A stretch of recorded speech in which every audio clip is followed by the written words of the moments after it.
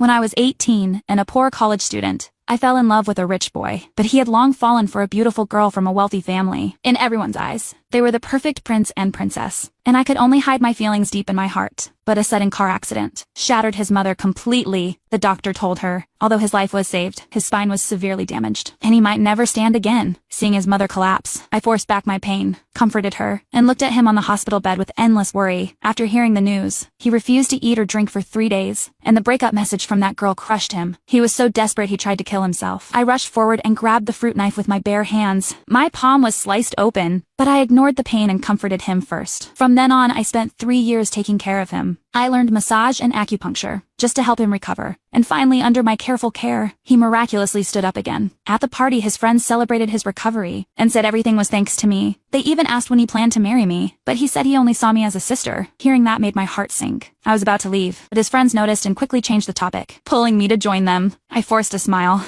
and handed him the gift I had prepared. But then that girl suddenly appeared. His friends mocked her for being manipulative, saying she rushed over only after hearing he recovered. She pretended to be wronged and stuffed a gift into his arms. But as she turned to leave, he grabbed her hand. Seeing that made me realize I was a joke. His friends saw my expression and told me to sit. Everyone praised me for everything I had done. Someone tried to lighten the mood and suggested playing Truth or Dare, but as soon as the game started, the wheel landed on her to vent for me. Everyone made her go to another booth to ask a guy for his number. She was reluctant, but still went. The man misunderstood, flirted with her, touched her, and mocked her clothes. He exploded with anger and fought the man. The scene turned chaotic. My heart tightened and I rushed to pull him away, but in his rage, he shoved me hard. I lost my balance and hit my head on the table edge. Before I regained consciousness, he had already left holding her in his arms, without even glancing at me. After that, his mother called, shattering my last hope. She said now that he was the CEO, he needed a socialite who could help his business. She said the 3 years I cared for him were simply repayment for their past financial help, and that our ties were over. She told me to leave immediately. I quietly agreed, while on the other side that girl cried to him, claiming her parents forced her to study abroad and cut her off from him. She said she only wanted to watch him from afar. Her lies instantly dissolved his resentment, he told her. He had always seen me as a sister. In that moment, I finally understood. He never loved me. I decided to leave. I got my visa, planning to leave in 2 weeks and disappear from his life. But when he returned, he insisted I accompany him to her art exhibition. He even bought all her paintings. Everyone said they were true love. She flaunted herself in front of me,